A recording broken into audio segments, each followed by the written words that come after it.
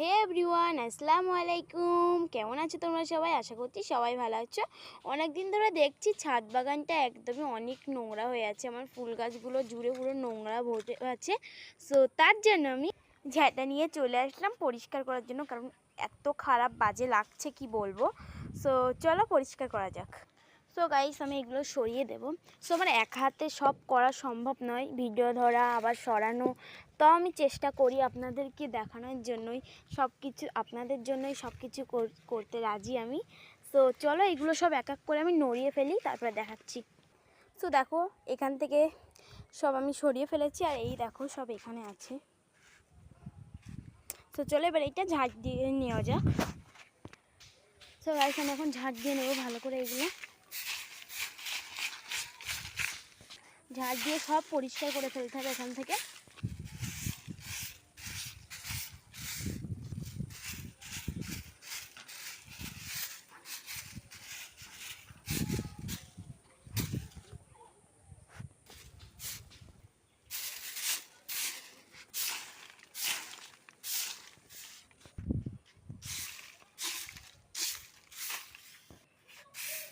আমার ভাই এখানে আসবে বলছে গাইস।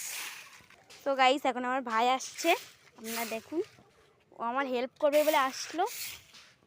তোকে এইগুলো একটু ওখানে দিয়ে দিতে হবে, পারবি? তো গাইস দেখো, এখানে পুরো খালি হয়ে গেছে। এবারে আমি এইগুলো এখানে রেখে দেবো। ফার্স্টে আমি টাইম ফুলটা নিয়ে গেলাম, এই জায়গাটায় রাখবো। এটা আমি, হ্যাঁ নিয়ে আয়, সবও দিয়ে দেবো। গাইস এবারে আমি একটু আলাদা ভেবে রাখছি, তখন কিরকম ঝোপঝাড় মতন ছিল।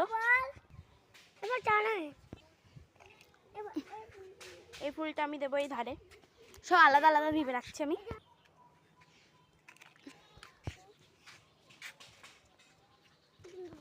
কি ড্রাগন গাছ কি হয়েছে?